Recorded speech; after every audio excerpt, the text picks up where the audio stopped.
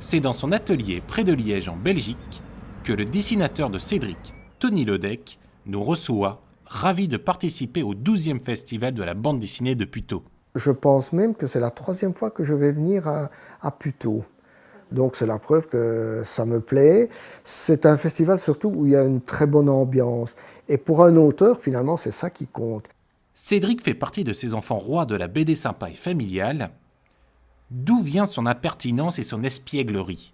C'est un peu un mélange de ce que Raoul Cauvin a connu étant petit, puisque c'est lui qui écrit les histoires, donc disons que l'univers vient plutôt de lui. Moi, c'est surtout au niveau graphique que je m'inspire de Cédric. En fait, tous les décors qu'on voit dans Cédric, ce sont des décors que je connais, qui sont directement inspirés de ce que je connais autour de moi. Et tous les personnages aussi sont des personnages de mon entourage. Ma femme, Christian, qui est un copain, que j'ai rajeuni naturellement pour le dessiner. La petite Chaîne, qui était une élève qui passait devant l'école de ma femme et qu'un jour j'ai croqué comme ça. Tous les personnages, en fait, viennent de la réalité, y compris le grand-père, qui, lui, est directement inspiré de Raoul Cauvin. Comment, alors qu'il va fêter prochainement ses 30 ans, Cédric s'adapte-t-il aux nouvelles générations? En fait, ça a été un peu difficile parce que Raoul Cauvin, lui, était assez hermétique à tout ce qui est nouveaux médias. Et pourtant, on s'était dit, il faut absolument qu'un enfant se reconnaisse dans l'univers. Et c'est ça qu'on a commencé. J'ai commencé, en fait, à lui donner un GSM, à lui donner un ordinateur. Il joue maintenant avec une tablette.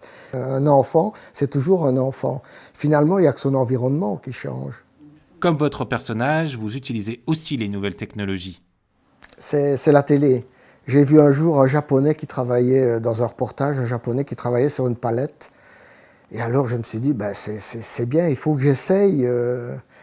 Et j'ai essayé tout d'abord de travailler sur une palette, sur une petite palette, en regardant l'écran de l'ordinateur. Et là, ça n'allait pas. Et puis je me suis rendu compte qu'on pouvait obtenir des grandes palettes graphiques. Et j'en ai acheté une et j'ai foncé directement dedans. D'ailleurs, dans un des albums, j'ai abandonné le crayon, le papier, et je suis passé en plein milieu d'un album à la palette graphique. Et les gens ne se sont pas rendus compte de la différence qu'il y avait. Quel est l'avenir de Cédric? Bien, l'avenir de Cédric, donc en fait, il est passé par tous les stades. Il est passé de la feuille au dessin animé. Il y a quand même eu 152 épisodes de Cédric, 152 épisodes de 15 minutes.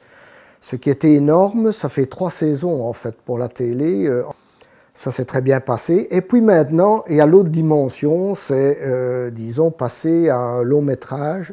Nul doute que cette adaptation connaîtra le même succès que le Marsipulami, que l'on retrouvera à l'affiche du 12e festival de la bande dessinée de Puteaux.